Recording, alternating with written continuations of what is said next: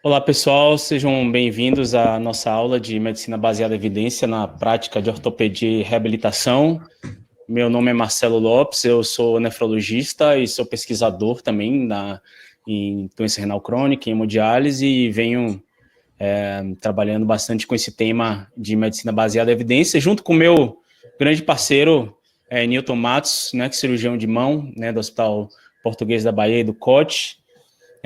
Newton é grande idealizador desse projeto de medicina baseada em evidência, ele que tem o grande desafio de falar, né, desse tema com o pessoal da cirurgia e principalmente o pessoal da ortopedia, viu, Newton? Deixar essa grande missão aí contigo, viu? Boa noite para você. Boa noite, Marcelo. É uma honra aqui para a gente participar novamente de mais um encontro e dar seguimento a esse projeto que a gente vem já há alguns meses aí elaborando e pensando, justamente para poder estreitar esse espaço aí que existe entre a prática baseada em evidências, realmente na teoria, e sendo redundante, e a prática, né? Então, acho que a gente vai conseguir fazer esse link aí, né, baseado no que você tem para trazer para a gente, né? Eu acho que vai ser bem interessante esse projeto daqui para frente. Exato. Eu acho que nossa ideia é tentar desmistificar esse conceito, né, que é tão batido, assim, principalmente do pessoal da área clínica, né, o pessoal que tem interesse em epidemiologia clínica, mas a gente tenta, né, transformar essa ideia de um método de autoaprendizado, de você trazer o melhor para a prática clínica, o melhor para os seus pacientes, não? Então, tem alguns slides aqui que eu preparei aqui para a gente. Deixa eu só ver aqui. Ok.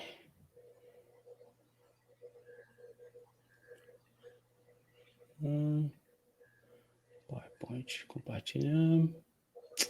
Uns probleminhas técnicos com essa plataforma. Não dá para ver a tela ainda, né? Não, ainda não apareceu para a gente, não. Ah, ok.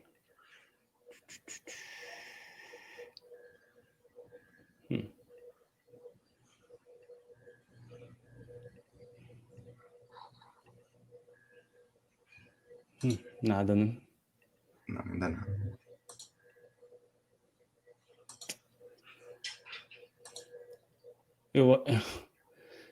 Newton, eu acho que eu vou tentar aqui entrar com outro browser aqui de internet, que eu acho que talvez seja um problema aqui com o Chrome. Talvez você falar um pouquinho mais do nosso projeto aí, enquanto eu... Sim. Então, vamos lá. Na verdade, nosso primeiro contato, né, com a prática baseada em evidências, né, foi há relativamente pouco tempo, né, de talvez um ano para cá, que eu comecei a me interessar mais por esse tema.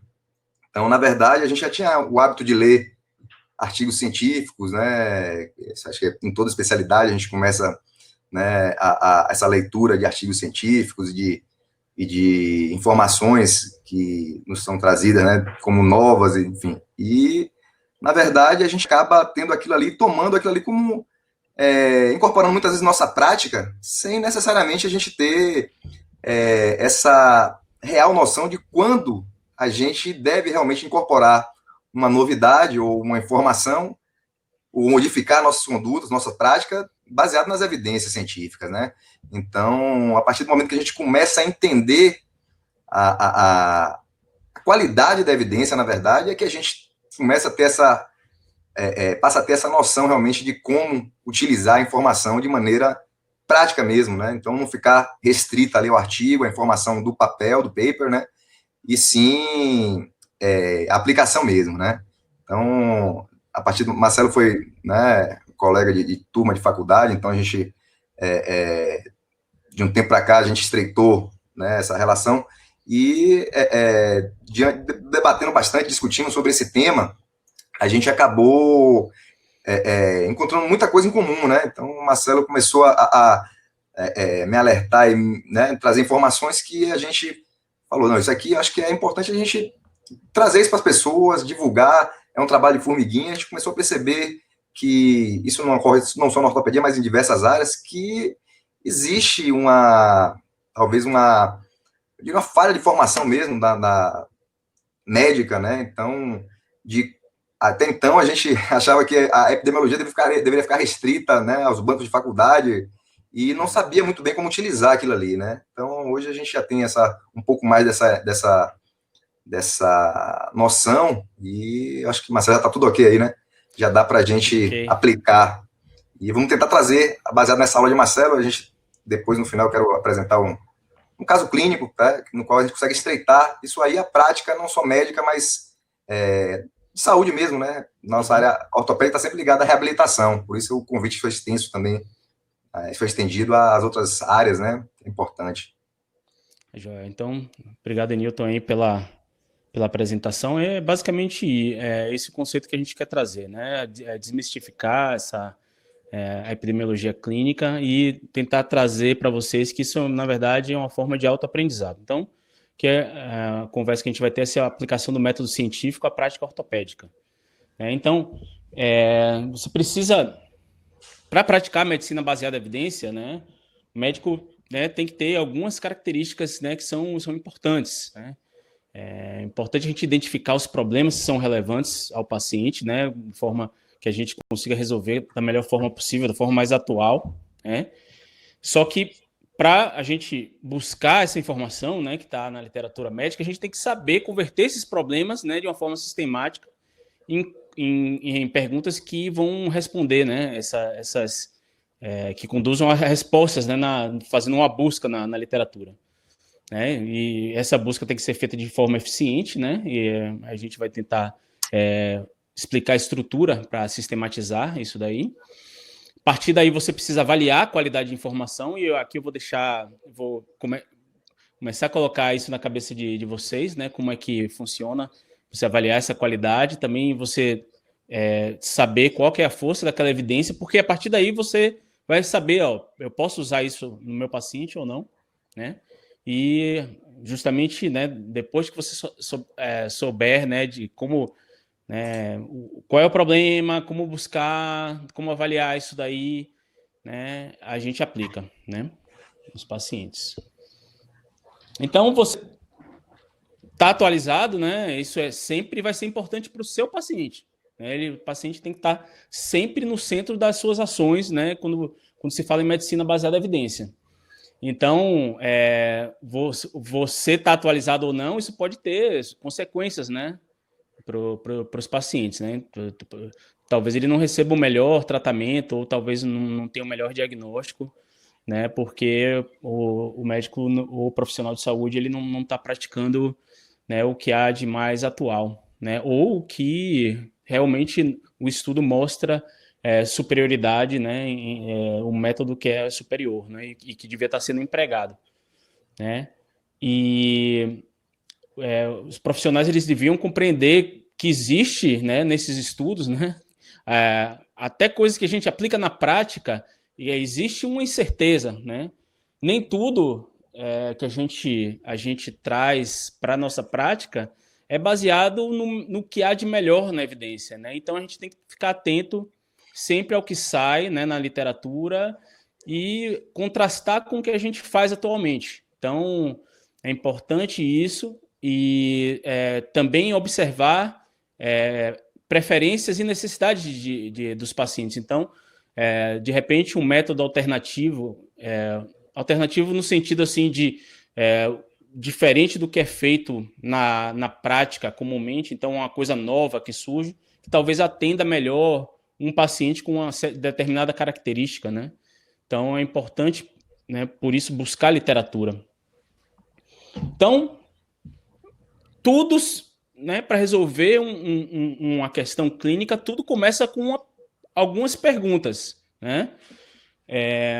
Existem dois tipos de pergunta, um tipo que você busca um conhecimento prévio, mais abrangente do tema, né? Então, uma pergunta de conhecimento prévio, em inglês a gente chama de background question, então aquela pergunta que você faz de pano de fundo, então você busca o que já está estabelecido, né, com uma pergunta de repente genérica, né, sobre aquele assunto. Pode ser também um primeiro passo, caso você não tenha familiaridade com o assunto, então você quer saber o que é que existe, né, na literatura. Então, é uma pergunta que a gente faz mesmo para quando quer pegar um capítulo de livro para ler, um artigo de revisão. Então, coloquei aqui quais os testes que estão disponíveis para avaliar tromboembolismo pulmonar, certo? Então, é uma coisa que a gente faz, né, desde a época de estudante, imagino. O que a gente deve aplicar para atualização, lógico que conhecimento prévio é importante, também para se atualizar, também é importante, né, em temas que talvez você não domine tão bem, mas existe um tipo de pergunta que você vai avaliar, né, novos conhecimentos, né, que é uma pergunta nova, o que a gente em inglês chama foreground question, que precisa ser estruturada, né? E eu vou mostrar aqui como é que a gente faz, porque a partir dessa sistematização, a gente consegue buscar a melhor evidência para o seu paciente. Então, existem estruturas que eu vou comentar, né, o PPR e o PICO, talvez alguns de vocês já estejam familiarizados com isso, mas são basicamente estruturas semelhantes, né, e que vão fazer com que a sua busca fique, né, mais específico para aquele problema que você tem. Então, essa sistematização pelo PPR, né? Então, a sigla, o primeiro P de problema, né? Então, você toma como base o paciente, você tem que contextualizar, né, o paciente, né, na sua pergunta. Então, seria uma característica demográfica, né, de repente a idade do paciente, o gênero, né, ou um problema, né? Então, um paciente com uma fratura de fêmur, por exemplo, né? Então, você situa o paciente ou o problema, né? Contextualiza o paciente na sua pergunta, tentando ser específico, né? Quando você faz isso. Numa pergunta clínica também é importante ter o preditor, né? Então, o preditor pode ser um fator de risco que leva a um determinado desfecho, tá certo? Pode ser também um fator de prognóstico, né? Então, se você está querendo avaliar aí sobrevida, né? Pode ser um preditor. Pode entrar aí também exames diagnósticos. Então, se você quiser mostrar, né, que um exame é superior ao outro, né? Então prediz um melhor diagnóstico, né? Ou intervenção, né? No caso de ensaios clínicos, certo? Então, também você tem que saber, né? Aquele fator de risco, né, ele vai levar a um resultado diferente, que já é o R do PPR, tá certo?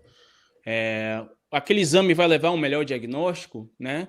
Então, é importante você saber, né, exatamente o que é que você está procurando, né? Qual é o seu preditor.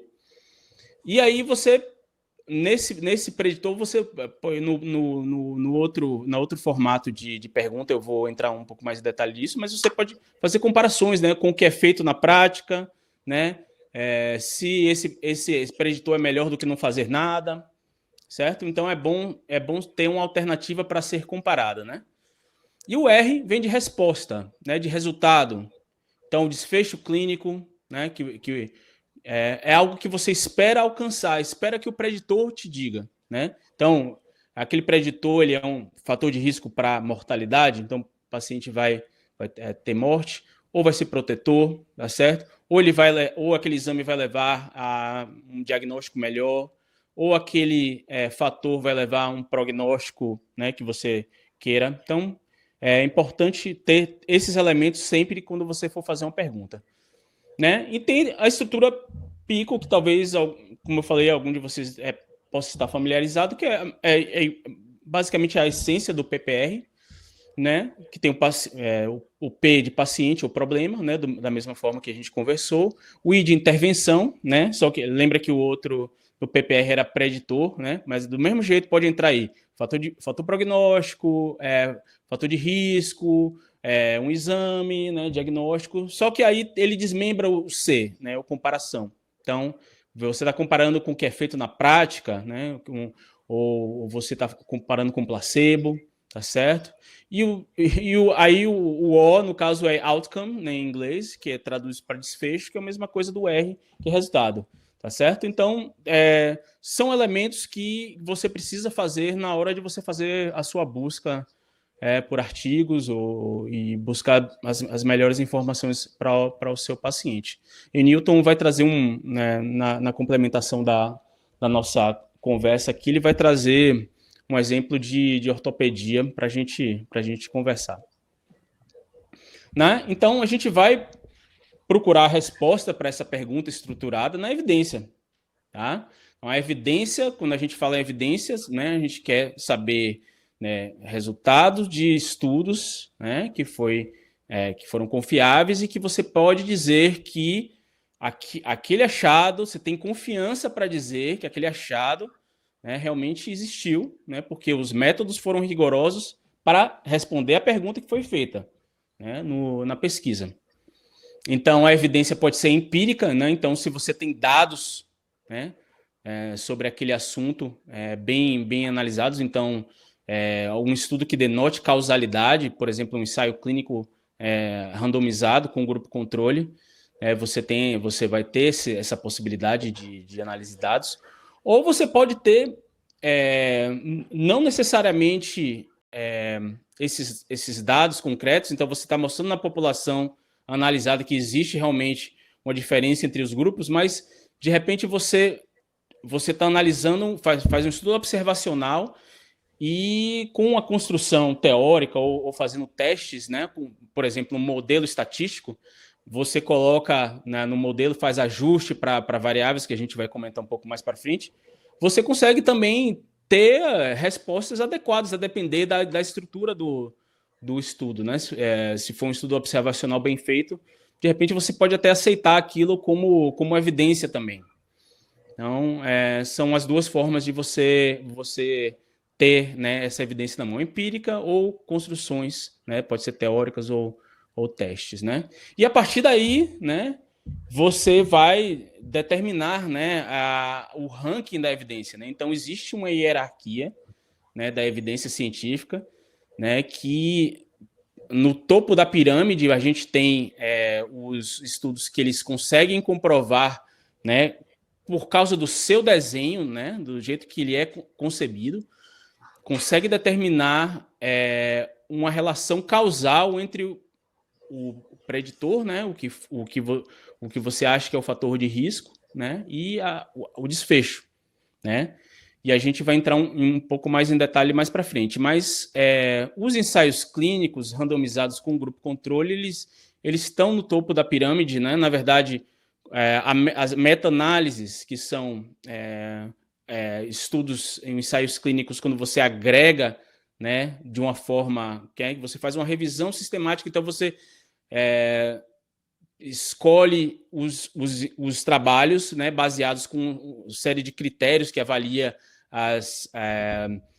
os métodos daqueles estudos. Então, teoricamente, você está pegando os estudos que respondem àquela pergunta que você está fazendo e você agrega aqueles dados para você ter mais poder de detectar se há diferença ou não entre, né, o grupo que você está analisando como sendo um fator de risco ou uma intervenção, comparado com o grupo controle, né? Então, essa é a meta-análise, tá certo? O desenho de estudo do ensaio clínico randomizado e controlado, realmente, ele já denota causalidade, e a gente vai falar um pouquinho mais sobre isso mais para frente. Abaixo disso estão os estudos observacionais. Então, coorte, né? Lembrando que é aquele estudo que você parte, né, de pacientes, né, lá no início do estudo, você já consegue determinar quem é um grupo exposto, né, que teoricamente teria mais risco de determinado desfecho, e um grupo que tem não exposto, tá certo? Então, você parte da exposição e você acompanha esses pacientes para avaliar quantos tiveram um determinado evento, tá certo? O caso controle, ao contrário, você parte da doença, né, e você olha para trás para ver se quais os fatores de risco que levaram àquela doença. Então, pelo fato de você estar andando contra o tempo, né, você já perde ponto em relação a mostrar causalidade do que um estudo de coorte, né, que está olhando do jeito que tem que ser, né, de uma exposição partindo para um evento, né. Mas o caso controle é importante, por exemplo, doenças raras ou doenças que demoram muito para surgir, né, é importante você avaliar dessa forma, tá certo? Estudo transversal é aquele que você analisa desfecho, preditor, desfecho, tudo ao mesmo tempo, então é uma foto daquele momento. Então, depender de repente, um fator, uma variável, ela pode causar outra, mas em determinado momento, no futuro, essa mesma consequência, ela pode ser causa também. Então, por isso que ela perde ponto em relação aos outros observacionais. Aí depois você tem estudo in vitro, né, de laboratório, e lá na parte de baixo da pirâmide é opinião, tá certo? Então, é assim que a gente organiza a hierarquia, né, da evidência. Então, causalidade é importante, uma característica importante dos ensaios clínicos, e eu vou mostrar para você por quê. Ensaio clínico controlado, né, com grupo controle, e onde os pacientes foram alocados para receber a intervenção ou não de forma aleatória. Então, ensaio clínico controlado e randomizado, tá? Então, digamos assim, o paciente ele tem uma doença, né, e ele tomou a medicação e, de repente, ele melhorou com o uso da medicação. Isso é um fato. O paciente respondeu ao uso da medicação. Como é que eu poderia falar, né, que essa foi uma relação causal? Eu precisaria mostrar que eu precisaria de algum tipo de comparação, mas como é que eu poderia... Qual seria o ideal, né? O sonho para conseguir isso, né? É um sonho a gente pegar uma máquina do tempo, tá certo? Então, tá aí a máquina do tempo De Volta para o Futuro, né? E fazer uma análise desse mesmo paciente. Então, o contrafato seria, se eu voltasse no passado e não desse a medicação para o paciente, será que ele ia se manter igual ou piorar? Tá certo? Aí eu ia falar, com certeza o medicamento, ele melhorou. Essa relação é causal, tá certo? Isso em um indivíduo, tá? Na população, se eu conseguisse analisar a população inteira e eu percebesse que existe diferença, né, entre um fator de risco, né, e um desfecho, né? Ou então um desfecho num paciente que tomou uma medicação. Analisando a população inteira, eu poderia falar para você que existe uma relação causal se houver diferença. No estudo, a gente não vai conseguir analisar todo mundo naquela população. Mas se aquela população entrar no estudo de forma aleatória, então eu joguei uma moeda e vou determinar que o paciente ele vai entrar no grupo intervenção, no grupo controle. Se eu tiver um número bom de pacientes, né, no futuro eu posso dizer que existe uma relação causal se houver diferença, né? Porque no grupo que não tomou a medicação, eu tenho mais confiança em dizer que se eles tivessem tomado a medicação, eles iam responder igual ao grupo intervenção, tá certo? Porque quem determinou que a pessoa tomou a medicação ou não foi o acaso, e não uma escolha de um paciente ou algum fator de risco, tá certo? Ou, perdão, escolha de um médico, né? Como a gente vê no estudo observacional, tá certo? E no caso, porque se você tiver um fator que leve o paciente por exemplo, a ter um maior fator de risco, né? Ou se também tiver algum fator que leve aquele paciente a tomar mais a medicação e por conta disso pode ter ou não uma melhor resposta, isso pode ser um viés, tá certo? E esse viés acontece muito mais num estudo observacional, porque você está vendo o que tem na população, tá certo? Ao contrário do estudo do ensaio clínico, onde você jogou uma moeda para cima e a sorte vai determinar se o paciente usou ou não a medicação. Aqui, que está determinando, pode ser um fator de risco, pode ser uma decisão de um médico, pode ser um serviço que o paciente está, que faz uso mais daquela medicação ou não. Então, esses fatores que vão causar um desbalanço entre os grupos, isso pode ser um viés, tá certo? Mas você pode ter um viés, por exemplo, que você não conseguiu afastar totalmente a chance do que você encontrou no estudo aconteceu de uma forma aleatória, tá certo? Então, por exemplo, você não teve uma quantidade suficiente para representar aquela população, né, do estudo. Então, talvez você não consiga detectar diferenças. Então, você fala que aquele estudo não teve poder de avaliar, detectar essa diferença. Né? E você observa isso no estudo através da significância estatística, né? na tabela. E você pode ter também outros tipos de vieses, né? Por exemplo, um viés de confusão. E para você tentar reduzir esse tipo de viés, você pode usar no seu modelo estatístico, né? Você pode levar em conta o efeito dessas variáveis, né? Confundidores. Eu coloquei aqui um exemplo clássico, né? Que a gente está usando aqui um gráfico que a gente usa na epidemiologia, né? Por exemplo, a ponta da seta indica que então, a seta partindo da causa, né? E a ponta da seta é o efeito. Então, por exemplo, o cigarro ele tem efeito sobre o café e também tem efeito sobre o câncer de pulmão. Então, quem fuma mais, bebe mais café, e quem fuma mais também tem mais câncer de pulmão. Então, você pode dizer assim, o café ele causa mais câncer de pulmão, tá certo? Mas é justamente porque o efeito dele começa com o cigarro, tá certo?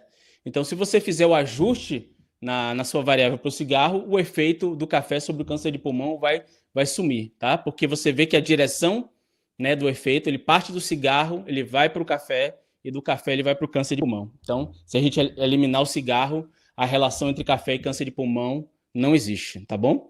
Aqui está um efeito de um confundidor. Cada coluna dessa representa uma categoria de um preditor, né, que a gente avaliou. Eu só queria mostrar para você nessa última fileira onde está em inglês age, né, que significa idade, né?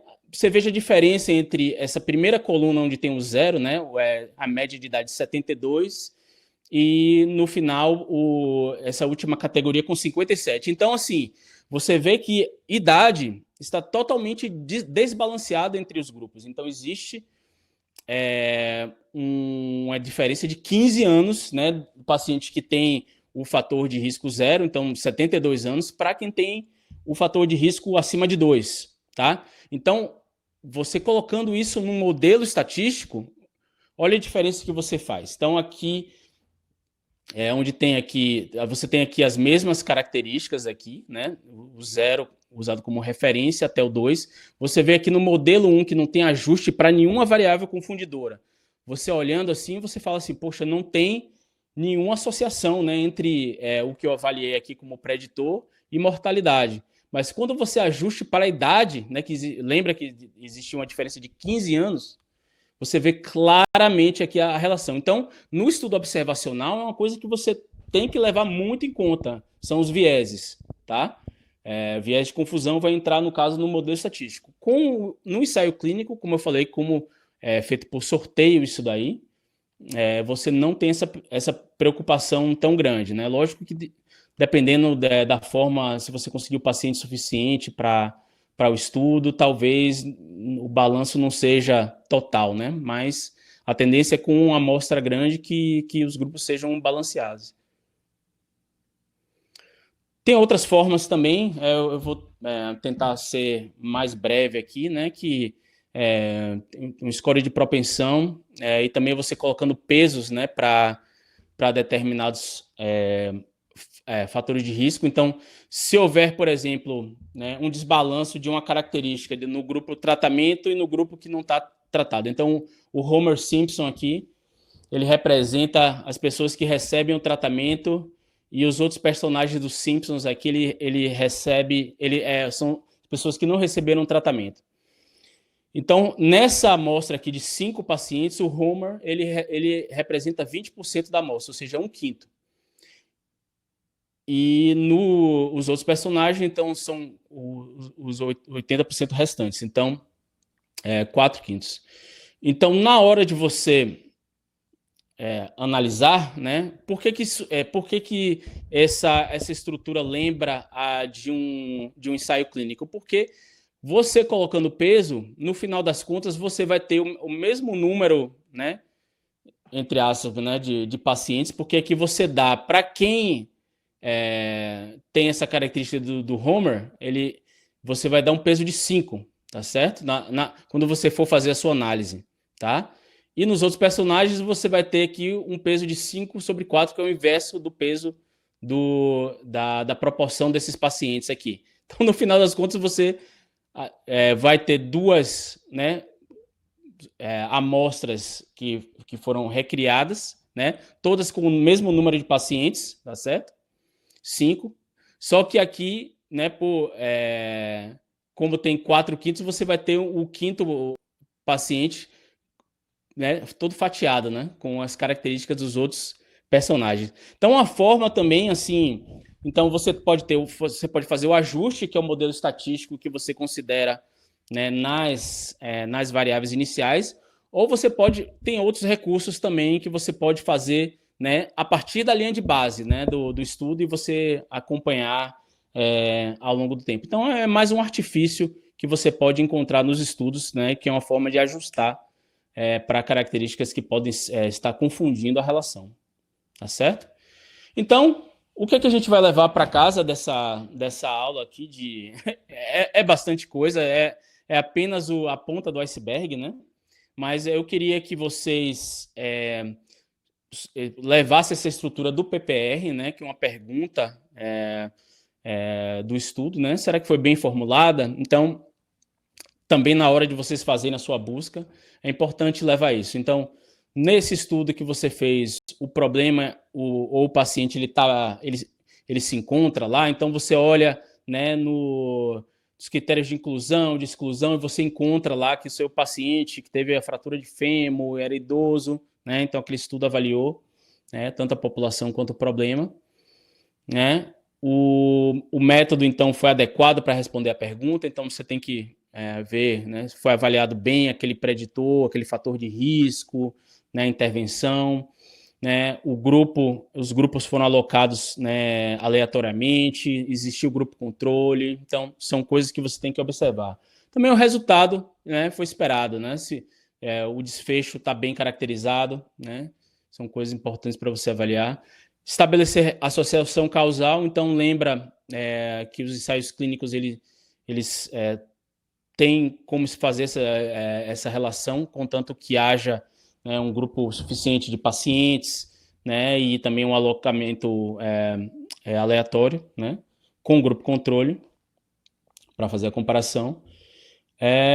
E também, como eu sempre repito aqui, afastar a chance de acaso, né, se o estudo ele teve uma quantidade boa, né, de pacientes aí para alocada. Atenção à significância estatística, intervalo de confiança, valor de P. A gente não tocou nisso, mas são métricas que a gente leva em consideração para avaliar isso, né?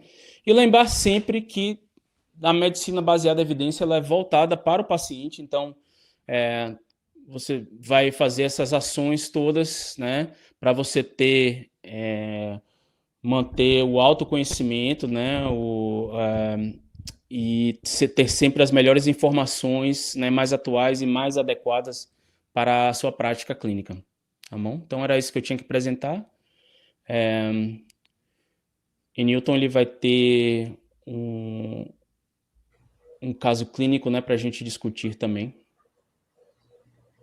Isso, vou compartilhar aqui agora minha tela, Marcelo, só um minutinho. Uhum. Aqui, deixa eu ver se já está aparecendo.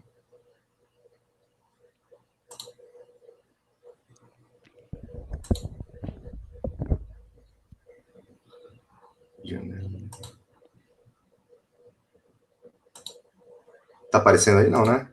Deixa eu ver. Ah, porque não tá dando a opção aqui. Não. Pronto, já vi aqui, compartilhar, pronto. Apareceu? Apareceu.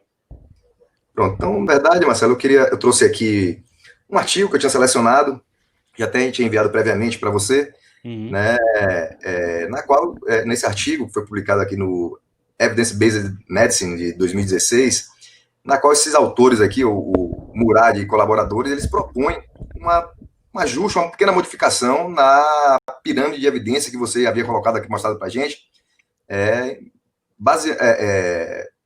sugerindo que essa pirâmide de evidência aqui, ela estaria perfeitamente adequada se a gente trabalhasse em condições ideais, né? Ou seja, se todos os estudos fossem metodologicamente bem feitos.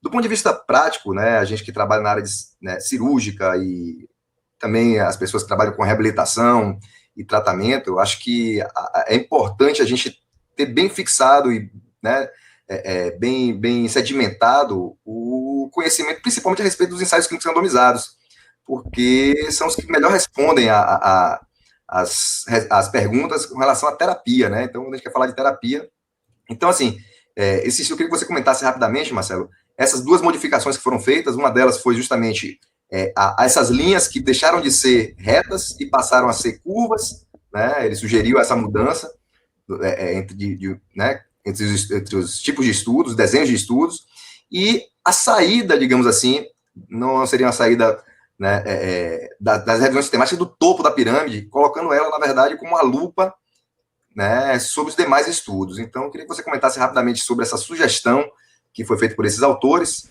né, e esses dois tipos de modificação, e o que é que você acha disso aí? Eu acho interessante, né?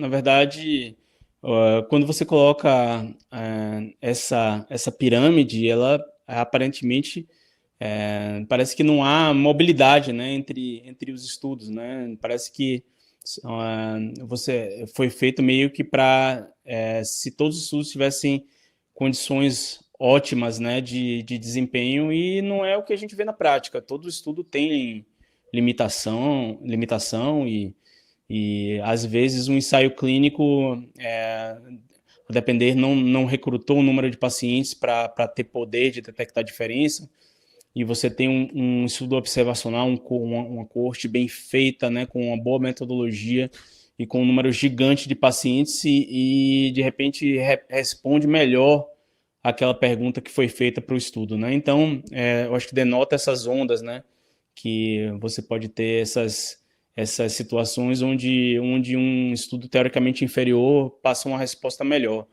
E o problema de revisão sistemática e meta-análise é que, se você trouxer, né, para a sua revisão estudos que podem conter erros na sua metodologia, aquele resultado da meta-análise, né, que, lembrando que seria uma análise agregada, né, de vários estudos, né, também estaria falha. Então, e também existe revisão sistemática de estudo observacional também. Então, eu acho justo, e inclusive existem situações onde a coorte talvez seja até melhor, mais apropriado para responder do que uma revisão sistemática mesmo. Perfeito, perfeito. Na verdade, eu costumo até brincar quando, né, a gente fala de revisão sistemática, porque, primeiro, são dois conceitos que eu acho que nós ortopedistas, eu particularmente, não tinha esse discernimento, porque existem, na realidade, dois tipos básicos, né, de revisões. Na realidade, são três, mas, assim, mais divulgadas, mais conhecidas, são as revisões sistemáticas e as revisões narrativas. Né? As revisões sistemáticas são estudos que como você colocou, né, utilizam as melhores evidências disponíveis e, né, é feita uma revisão realmente desses estudos para que se tire uma conclusão, né, baseada nesses estudos. E a revisão narrativa, que a gente vê publicada em muitas revistas e muitos guidelines de ortopedia, se baseia na opinião dos autores, né, do que é aquele julga que são as evidências de melhor qualidade. Então, a gente tem que ter cuidado e saber diferenciar uma revisão sistemática da revisão narrativa, né? E muitas vezes um ensaio clínico randomizado, bem feito, bem delineado, traz melhores respostas do que uma revisão sistemática que utilizou estudos muitas vezes não tão bem metodologicamente, adequadamente feitos, né? Então, é o que eu costumo dizer. Não adianta você ter um Masterchef né, se você dá para ele ingredientes de péssima qualidade, né? Então, o cara pode ser o melhor cozinheiro, né, o melhor chefe de cozinha, e não tem ingredientes ali, né, para fazer uma revisão sistemática da melhor maneira possível. Às vezes você tem ingredientes de qualidade em uma menor quantidade, mas, né, e você consegue trazer informação como no ensaio clínico randomizado bem feito, de melhor evidência, né, de qualidade de evidência mais efetiva, né, mais prática, digamos assim. Aqui eu trouxe também um caso clínico para a gente discutir, que é basicamente a aplicação do que do que você mostrou aí, né? Essa é uma das fraturas mais frequentes, na verdade, em nosso meio. Então, um paciente do sexo feminino, 85 anos, tem uma história de queda da própria altura com a mão direita espalmada. É uma paciente, né, eu falei, idosa, uma deambuladora domiciliar, com uma baixa demanda funcional, diabética, hipertensa, cardiopata, né? Então, se apresentou no PA, né, no pronto atendimento, com essa radiografia. Então, a gente se habitua, nós ortopedistas tratamos muitos pacientes baseados exclusivamente na radiografia. Boa parte de nossas condutas a gente consegue definir baseado nesses exames. E uma coisa que é muito sistematizada na ortopedia são os critérios, né, radiológicos, muitas vezes, para a gente indicar um tratamento. Então, aqui, por exemplo, você tem uma paciente que tem uma angulação dorsal, ou seja, essa inclinação do rádio aqui maior do que 30 graus. Você tem algum grau de cominuição e você tem um encurtamento aqui, digamos, de 2 a 3 milímetros. Então, classicamente, se a gente for ser rigoroso com esses critérios metodológicos,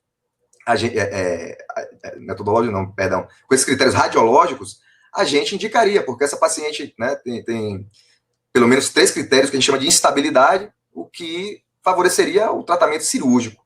Então, normalmente, a gente, muitos de nós indicaríamos tratamento cirúrgico baseado nos critérios de instabilidade, que foi descrito inicialmente por um cara chamado Lafontaine, né? Então, a gente vê muito isso na nossa prática clínica. Mas, quando a gente começa a buscar, aqui as opções de tratamento. Essa paciente especificamente, só para contextualizar, optamos por um tratamento conservador, né? Aqui, na verdade, é uma foto da internet, na qual a gente mostra um tipo de imobilização que eu particularmente gosto, que é uma tala de punho, né, chamada de sugar tongue splint, né, que é uma tala que pega, né, todo o antebraço, indo do dorso até a palma, né, e o período de mobilização extremamente curto, 3 semanas. E aí, o resultado final seria isso aqui, certo? Um paciente que, como eu falei, baixa demanda funcional, que se você observar a fotografia, não precisa nem mostrar a radiografia, mas você já mostra observa que tem uma deformidade residual, né? Então você olha, poxa, esse paciente aqui ficou com o punho um pouco torto, né? Mas será que esse aspecto radiológico, mesmo clínico, tem repercussão na função desse paciente? Uma paciente de baixa demanda funcional, de 85 anos, deambuladora domiciliar, que com todas aquelas características clínicas ali, tem um risco cirúrgico elevado, né? Cardiopata, diabética, hipertensa, enfim. Aqui um outro exemplo que eu tirei da internet, no site, mostrando um encurtamento bem mais acentuado que aquele que eu mostrei e um desvio dorsal também muito mais acentuado. Ou seja, aqui já é uma paciente com uma sequela radiológica. Mas funcionalmente, se você observar a foto, observa que a paciente não tem queixa de dor, essa paciente é até mais jovem, 77 anos, e funcionalmente está muito bem. Então, será realmente que a gente tem que ser tão rigoroso do ponto de vista de indicação cirúrgica, ou submeter o paciente, às vezes, a um tratamento mais agressivo por conta de um exame radiológico? Então, a gente tem que formular as perguntas para poder adequar. Então, aqui eu botei na forma clássica, que já mais conhecida, digamos assim, da estratégia PICO, que também, né, você botou esse exemplo aqui, exatamente o exemplo que você botou na sua aula, Marcelo, na qual a gente tem um paciente, aqui seria P de população, ou paciente. São pacientes, a gente tenta ser o mais específico com o paciente com um problema. Pacientes idosos com fratura do rádio distal. Então, seria a pergunta que eu iria fazer para o meu paciente, para buscar informações a respeito desse paciente. A intervenção, qual seria? Eu botei aqui um exemplo, que seria talvez o método de cirúrgico mais utilizado em nosso meio, né, no mundo, na verdade, que é a redução aberta com fixação interna com placas e parafusos. Então, aqui, quando a gente for usar a estratégia PPR, seria o P do paciente problema. Aqui, intervenção e comparação estariam no outro P, né, de problema, né, ou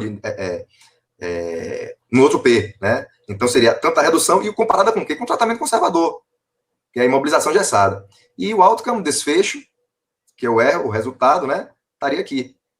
Será que esse tratamento cirúrgico melhora os resultados funcionais? Então, a gente está falando aqui de um desfecho que a gente chama de desfecho, um resultado da função, né? Então, eu não estou falando de aspecto radiológico, porque não necessariamente a gente viu ali que uma radiografia com bons parâmetros radiológicos necessariamente estão associados a uma função boa.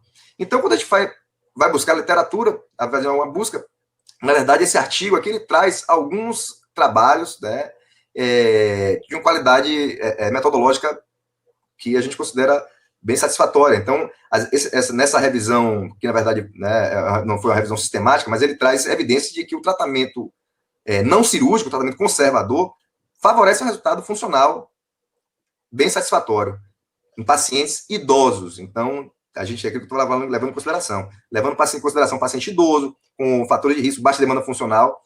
Então, a gente pode lançar muitas vezes um tratamento conservador, aceitando desvios mais consideráveis em relação a paciente jovem. Em 2007, esse trabalho não é tão novo, né? O Colégio Brasileiro de Radiologia, juntamente com a Sociedade Brasileira de Ortopedia e Traumatologia, criou um projeto chamado Diretrizes, bem interessante, na qual ele selecionou estudos e classificou esses estudos baseados no grau de recomendação e força da evidência da maioria dos trabalhos para guiar o tratamento das fraturas do radistal no adulto. E, baseado nesse projeto, Diretrizes, eles selecionaram alguns estudos em que esses estudos mostraram, né, com um nível de evidência bom, né, então ele classificou como A aqui, que em pacientes idosos e com baixa demanda funcional do punho, desvios ou peso da redução de até 30 graus, ou seja, maior do que o que a gente aceita habitualmente para o paciente jovem, e encurtamento de até 5 milímetros, podem ser tolerados sem haver déficit funcional significativo. Ou seja, um paciente que a gente precisa mobilizar durante pouco tempo, ou seja, bastam 3 semanas, iniciar, aí entra a reabilitação, a gente fala tanto em reabilitação aqui, né, e eu tenho uma coisa que a gente tem visto, eu tenho visto bastante, principalmente nessa busca de literatura, é o quanto a fisioterapia, os fisioterapeutas têm buscado as evidências e a qualidade realmente de trabalhos voltados para a reabilitação, ajudando justamente a guiar não só o tratamento, né, do paciente do ponto de vista comparativo com outras formas de tratamento, né, conservador e cirúrgico, enfim. Então, isso é bem interessante. Não, aqui não faz parte da nossa aula, que era justamente a questão que eu ia falar com relação à parte de reabilitação, né, eles utilizam muito uma escala Pedro, né, que é uma escala que classifica, esse pessoal da fisioterapia deve conhecer, e dão pontuações para os trabalhos, né, então existem outras escalas também em medicina, enfim, eu achei bem interessante, mas isso aí é assunto para uma outra apresentação. Então, basicamente, era isso que eu tinha para trazer do ponto de vista metodológico e do ponto de vista prático, né, e a gente, aquilo que você falou, a maioria dos ortopedistas, eu vejo, né, em nosso meio, aqui existe já um background bem interessante, então existe as pessoas, os colegas né, têm a formação, boas formações, mas o foreground, que é justamente essa questão de como você utilizar a informação e a evidência do ponto de vista e perder esse receio, porque a gente tem muito receio, muitas vezes, de não indicar, por exemplo, um tratamento cirúrgico. Isso é do ser humano, a gente está vendo muito isso agora no Covid, né? Que as pessoas muitas vezes acham que tem que fazer alguma coisa. E que sempre fazer alguma coisa é melhor do que não fazer nada. E essa prática, não necessariamente, essa afirmação não necessariamente é verdadeira. Né? A gente tem que ter consciência muitas vezes que você não fazer nada, entre aspas, ou utilizar uma terapia menos agressiva, pode ser mais benéfico para aquele paciente especificamente, né? E do que submeter ele a um risco, muitas vezes, que maior, você aumenta o risco de sequelas, os riscos de complicações pós-operatórias, ou mesmo o risco de morte, e, no final das contas, o resultado funcional não foi, né, melhor do ponto de vista, né, baseado nessa evidência. Então, quando a gente traz essa evidência, você começa a ter mais segurança para poder indicar o seu tratamento, certo? E fugir um pouco da caixa, né? Começar a pensar fora da caixa. Tem uma pergunta no chat que eu vou responder, a gente responde aí. Mas eu queria perguntar para você, Newton, na ortopedia, como você vê, né, os ensaios clínicos, né? Porque Assim, minha cabeça de clínico, lógico que existe o preconceito, até brincadeira, assim, né? Que a gente pensa assim, cirurgião, ele quer operar, né? Sim. E como é que você vê, assim, um ensaio clínico que, de repente, mostra que o conservador é melhor, tal? Existe dificuldade até de fazer esse tipo de estudo? Como é que é a prática, assim, né? Não, assim, no ponto de vista, acho que essa é uma deficiência que existe na grande maioria das especialidades, e a ortopedia também não é diferente. Então, uma carência, na verdade, a gente lida muito com tratamento, né, com tipo de tratamento, com opções de tratamento. Então, existe uma carência de estudos metodologicamente bem feitos, de ensaios clínicos randomizados mesmo, que possam, digamos assim, nos dar uma certeza de que um tratamento é melhor do que o outro. Então, a gente se baseia muito em evidências, muitas vezes, que não são as melhores possíveis, digamos assim, disponíveis, as que estão disponíveis não são as melhores, né, do ponto de vista teórico, né, e a gente acaba aplicando aquilo ali à nossa prática, porque é a evidência que a gente tem. Exato. Tá certo? Esse é um primeiro ponto. O segundo ponto foi que você, com relação ao que você perguntou? Não, existe, tipo assim, quando você vai fazer um ensaio clínico, existe assim um estigma, nossa, esse pesquisador vai tentar quebrar de repente, um procedimento que é secular aí e tal. Interessante que você falou aí agora, que hoje, especificamente, eu estava vendo um artigo que foi publicado no BMJ, né? Uhum.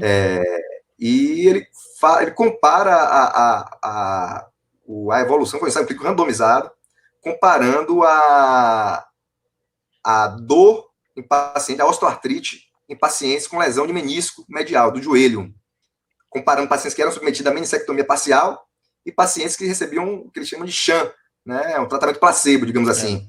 Então, um placebo, só que é um placebo cirúrgico, digamos assim, um procedimento cirúrgico fake. Sim. Mostrando que os pacientes que eram submetidos à menissectomia tinham um resultado pior em 5 anos, em termos de osteoartrite, ou seja, um tratamento que já é, digamos assim, bem estabelecido, entre aspas, assim, no nosso meio, a indicação existe do ponto de vista formal, né, e ensaios clínicos muitas vezes mostrando uma direção contrária. Então, assim, a gente tem que ter muito sabedoria, eu acho, essa palavra hoje que eu vejo para poder avaliar isso aí, porque a primeira coisa que eu faço hoje, quando começa a ler o estudo, é, primeiro, me destituir da minha opinião, no sentido de dizer assim, poxa, eu sou um cara, eu gosto de cirurgia, o ortopedista gosta de operar, o cirurgião gosta de operar. Você se sente, é como está resolvendo um problema. Uhum. E a sua vontade de operar, intervir, certo? Então, quando você vê um trabalho como esse aí, não, isso aqui não pode estar certo. Você tende a desacreditar. Isso é nosso. Então, a primeira coisa é você, quando eu começo a ler o trabalho, é o seguinte, eu vou fazer o exercício contrário. Né? Vou tentar tirar esses conceitos que eu já tenho na mente inicialmente e começar a ler e tentar provar que o que eu penso está errado, digamos assim. Né? Então, partindo dessa premissa. Poxa, e aí, baseado naquele artigo, se o artigo for trazendo, tem um poder, esse ensaio clínico teve poder, é um ensaio clínico randomizado, tem um poder adequado, o tamanho amostral foi adequado, a randomização foi bem feita, entendeu? Então, analisar a parte metodológica desse trabalho, análise estatísticas, né? Quais são os tipos de viés, se tem viés tipo 1, tipo 2. E aí sim, baseado nisso aí, a gente vai pensar em mudar ou não nossa conduta, né? Mas realmente é um exercício, um desafio para quem é cirurgião, realmente, você, às vezes, ir contra tudo aquilo que você aprendeu, né? Ou que você pratica no seu dia a dia, né? Então, na minha especialidade, nefrologia, a gente tem muita conduta que é baseada assim, em fisiopatologia, né? Pô, de repente saiu um estudo que é in vitro ali que mostrou, olha, você controlando de repente o fósforo, você vai evitar uma lesão cardíaca, alguma coisa. E tem dificuldade de mostrar isso na prática. Na verdade, assim, tem coisa que a maioria das coisas em nefrologia é estudo observacional. E a gente faz assim, a gente fala como se fosse um mantra, né? Passando para as pessoas. E muito do que você falou aí, Marcelo, a gente vê na nossa prática também, isso acontece em todas as especialidades médicas. A gente é o tempo todo bombardeado pela indústria farmacêutica, principalmente, né? Em ortopedia tem a indústria farmacêutica, tem a indústria de materiais, né? De chama de órteses e próteses. Então, tem um levantamento interessante da Academia Americana de Ortopedia, mostrando num determinado ano, acho que tem uns 5 anos que eu vi esse levantamento, que 70 dispositivos haviam sido lançados no mercado para tratamento de fratura do rádio distal, sem passar por ensaios clínicos randomizados, por nenhum tipo de estudo, na verdade. Não havia sido publicado, eles tinham feito estudos, enfim, em laboratórios, testes e tudo, mas assim, não tinha sido nenhum publicado, nenhum trabalho. E aquilo ali era lançado no mercado para ser utilizado, entendeu? E vendido, sem nada disso. Outra coisa com relação interessante para a gente comentar, Marcelo, só para a gente finalizar essa parte, com relação aos desfechos. Isso é uma coisa que eu acho importantíssima e que muita da indústria farmacêutica e os laboratórios se utilizam dessa, eu diria que seria uma forma, muitas vezes, de ludibriar, né? Os desfechos moles ou desfechos, né, com desfechos duros, né? Queria que você comentasse rapidamente o que é um desfecho mole, ou um soft outcome, e um hard outcome. O hard outcome é uma coisa que você observa, né? De fato, você tem como detectar, né, de uma forma objetiva, e também que é um efeito adverso, né? Que, no caso de ser um efeito adverso, né, que você consegue ser uma coisa tangível assim na prática. Então, morte, né, hospitalização, tá certo? De repente o paciente fica grave, ventilação mecânica, tá certo? Então são coisas assim, ó, eu vou dar aquele medicamento para o paciente não internar por insuficiência cardíaca ou evitar uma fratura de quadril, tá certo? Então são coisas que a gente chama de desfecho duro, né? Desfecho mole são coisas que são menos tangíveis, né? São, por exemplo, também podem ser algo que se encontre entre a intervenção e aquele desfecho duro, né? Que, por exemplo, morte. Então, você dá uma medicação, né? E aí eu quero melhorar, por exemplo, o potássio do paciente, entendeu? Na verdade, você está querendo reduzir o potássio para evitar arritmia, evitar morte, tá certo? Ou outro pode ser o desfecho, outro exemplo de desfecho mole seria a qualidade de vida. Então são coisas que o paciente fala, né? Mas que você tem um questionário, tá validado, tal, mas que pode existir variações, né? O próprio, por exemplo, o exemplo do potássio, o potássio pode ter variação durante o dia. Então não é uma coisa assim que você tenha assim certeza, né, de que realmente aquilo ali é a verdade, né? Ao contrário de um paciente morreu, né, ou está internado, aquilo ali e acabou, né? Trazendo a nossa prática, Marcelo, tem alguns exemplos que eu gosto. Outro dia eu assisti uma aula de um laboratório, e aí o palestrante trazia alguns trabalhos e tudo, mostrando que a utilização de condroprotetores, enfim, de colágenos, melhoravam os níveis de interleucina no sangue, coisa e tal, para ele parar. Ele não trazia nenhum trabalho mostrando melhora da dor, por exemplo, né? Um desfecho que você seria mais tangível, digamos assim, tá certo? Então o cara traz, às vezes, isso aí para quem não está habituado muitas vezes com essa linguagem, parece que o resultado é muito melhor do que o que realmente, ou aquele resultado teórico daquele trabalho ali mostra que aquela droga funcionaria, e não necessariamente isso acontece. Ou, por exemplo, quando você testa, isso aí já tem trabalhos falando sobre isso aí, um tratamento em pacientes idosos que são submetidos a tratamento cirúrgico da fratura do fêmur proximal, eles morrem menos. Então, isso é um desfecho duro, porque você não tem dúvida se o paciente morreu ou não morreu, né? Você não tem dúvida. É diferente de você assim, olha, essa fratura aqui é uma fratura desviada, essa é instável ou não é instável? Aí você vai perguntar 10 ortopedistas, ele vai dizer, não, isso aqui tem tais critérios, você pode ter 10 respostas diferentes. Isso aí, existe a dúvida, né? Seria um desfecho mole, digamos assim. Um desfecho que gera, né, relativamente subjetivo. É diferente de quando você compara, por exemplo, um paciente que morreu e não morreu. Então, você tratou cirurgicamente os pacientes com fratura de fêmur, né? Fez prótese ou fez síntese. E aqueles pacientes que foram submetidos a um tratamento cirúrgico, eles morreram menos. Por quê? Ficaram menos tempo acamados, enfim. por diversos fatores que a cirurgia trouxe um determinado benefício. Então, exato. Essa questão do desfecho, estar atento ao tipo de desfecho e aquele trabalho está trazendo, melhora o nosso entendimento nesse sentido, né? Exatamente. Você falou super bem aí, e o exemplo que a gente mais vê na prática clínica é justamente quando tem um exame, né? Esse daqui melhora tal exame. Então, na verdade, o objetivo é melhorar o paciente, né? E não necessariamente... Isso é muito frequente mesmo, né? Agora também, no Covid, o cara, né, dá uma droga, não, aqui você teve a diminuição da carga viral. Exato. De repente,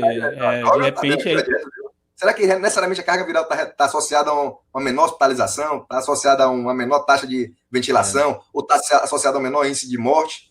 Não necessariamente, né?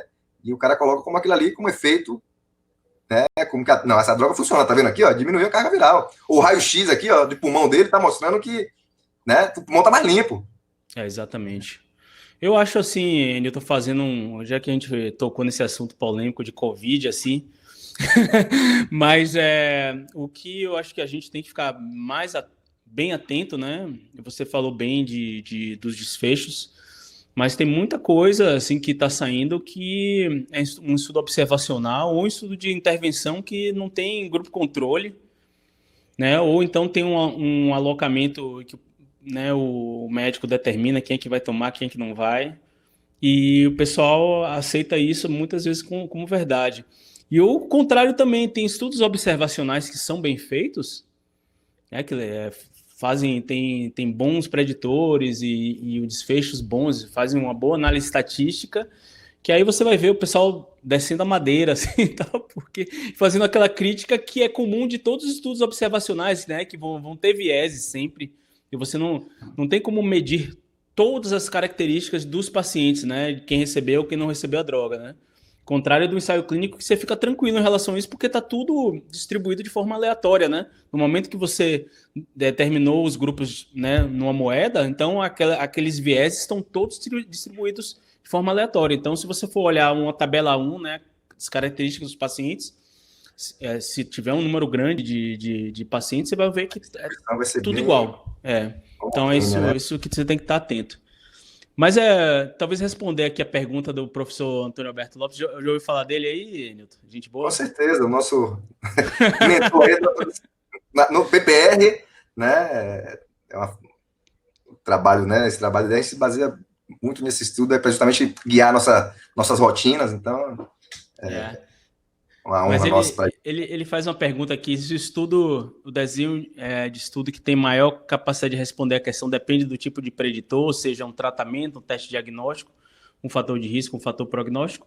Sim, quando a gente comentou aqui a aula, né, falando de causalidade, a gente cita o exemplo de tratamento para ficar mais fácil, né? E é uma intervenção na intervenção, como você está fazendo de uma forma randomizada, você tem a questão do cegamento também, né, que é uma coisa que a gente acabou não tocando pela brevidade de tempo que a gente tinha aqui. Então, é uma coisa que você tem, né, como, né, fazer um estudo para demonstrar melhor causalidade do que, por exemplo, um teste diagnóstico que, na verdade, você vai estar comparando com um padrão ouro, né, e nem sempre o padrão ouro vai ser perfeito e tal. Então, depende também do preditor, sim. Mas para denotar causalidade, o principal é você ter essas características de alocamento randômico, né, dos pacientes nos grupos, e ter um grupo controle que é para você comparação, que é justamente tendo essas características, né, você tem aquela coisa que eu falei do fato, né, e do contrafato, né? Você pegar uma máquina do tempo e voltar atrás e não dar medicação, é como se fosse seu grupo controle ali, entendeu? Então, isso é o mais importante. Sim. Não, é só comentando o professor que eu tinha colocado aqui com relação ao desenho do estudo que tem a ver. Então, assim, hoje você fala muito, a gente quer avaliar tratamento, então a gente tem que buscar ensaios clínicos randomizados, né? Então, o desenho do estudo tem totalmente a ver, né, sem dúvidas, com o que você pergunta, com o preditor, com o que você quer responder, né? Aqui você quer, né? O que você está avaliando nesse trabalho, e aí a importância, principalmente para a gente, para nós ortopedistas e fisioterapeutas, o pessoal que trabalha com reabilitação, a gente foca muito no bater nessa tecla, né, dos ensaios clínicos randomizados, porque é que nos ajuda realmente a melhorar nossas definições de conduta, né? É isso. Bom, acho que a gente já chegou no tempo, né, Newton? Queria agradecer o pessoal que veio aqui para o nosso webinar. Agradeço também pela paciência. A gente teve alguns probleminhas técnicos com a plataforma e também com o áudio aqui, então passou um pouquinho do tempo do início, mas agradecer também ao Newton, né, pela iniciativa, também pela sua brilhante explanação. E queria ouvir, Newton, as suas considerações finais. Você acha que é uma boa forma do ortopedista se manter atualizado e também criar um espírito crítico? Você acha que isso é importante para, no final das contas, né, os pacientes, né, que são atendidos por vocês? Sem dúvida, Marcelo. Eu acho que, assim, primeiramente, eu que agradeço a você, né, pela disponibilidade de trazer para a gente essas informações, então, e como a gente desmistificar, então isso é um trabalho de formiguinha que a gente, como eu falei, que a gente tem que tentar, né, desmistificar e essa distância que existe teórica entre a epidemiologia e a aplicação prática desse conhecimento metodológico, científico metodológico, a nossa prática, né? Então, nós, cirurgiões, queremos, né, resolver o problema. Só que a prática baseada em evidências, né, ela traz uma espécie, não diria um freio, mas assim, digamos, um pudor, uma inteligência emocional no sentido de parar para raciocinar, peraí, deixa eu ver se isso aqui é o melhor para o meu paciente. E ter a consciência também, isso foi outra coisa também que me chamou bastante atenção, do quanto a medicina, né, como um todo, eu acho, ela trabalha com incertezas, né? Então, a gente tinha coisas que na minha cabeça eu não conseguia entender. E muitas vezes não conseguia explicar ao paciente. Hoje eu tenho essa segurança. Por quê? No sentido de assim, porque às vezes você opera um paciente, ou às vezes dois pacientes com problemas semelhantes, bem parecidos, no mesmo dia, pelo mesmo cirurgião, com a mesma técnica cirúrgica, e de repente, uma semana depois, o paciente chega e fala, doutor, ótimo, estou sentindo ótimo, e o outro paciente, doutor, estou morrendo de dor, minha mão está doendo, não consigo fazer nada, e você fica sem entender, muitas vezes, o porquê daquilo ali, poxa, será que eu fiz alguma coisa errada? Enfim, e a gente tem que entender, muitas vezes, que existem, a natureza, o sistema biológico é um sistema complexo, e muitas variáveis vão interferir nisso aí, e muitas dessas variáveis não estão sob nosso controle. Então, essa incerteza que cerca muitas de nossas condutas, não existe como você garantir um resultado em medicina. Então, você tem que falar em probabilidades, né? Dizer, poxa, olha, se a gente fizer isso aqui, esse tratamento cirúrgico, você tem essa chance de ter esse resultado. Os riscos inerentes ao seu procedimento são esses. E aquilo que você colocou na sua aula. E transferir um pouco da responsabilidade também e colocar como centro do tratamento o paciente e o desejo, a opinião, logicamente embasada nas suas argumentações, né, que você que é o detentor do conhecimento científico, para que a decisão possa ser tomada em conjunto. Eu acho que isso aí que é o divisor de águas, né? E para isso a gente precisa estar sempre estudando e sobre o método científico. Isso aí que é para a gente poder não necessariamente saber, saiu na revista científica, a gente vê vários exemplos aí, revistas científicas renomadas, publicando trabalhos que não são de qualidade metodológica boas, digamos assim. Então, a gente ter esse discernimento, né? Isso aí que é o senso crítico que a medicina baseada em evidência traz para a gente, e o entendimento da metodologia. Exatamente, é uma coisa que eu concordo 100% com o que você falou, e é um trabalho, né, de construção, né, que a gente precisa ter. E é aquela coisa que eu sempre falo, é importante questionar, né, não aceitar tudo que vem para a gente sem parar para ler e entender o porquê, né, daquela recomendação. Então, concordo absolutamente com sua mensagem e, novamente, agradecendo a todos que estiveram presentes. Viu? O colega Roberto Maia, o ortopedista Marcos também falando, deixando um comentário aí. Né? Então, vamos quebrar esses mitos, essas barreiras que existem ainda, né, para a gente poder continuar esse trabalho. Valeu aí, Marcelo. Obrigado pela apresentação. Valeu, Boa valeu. Noite a todos. Boa noite a todos. Um abraço. Um abraço.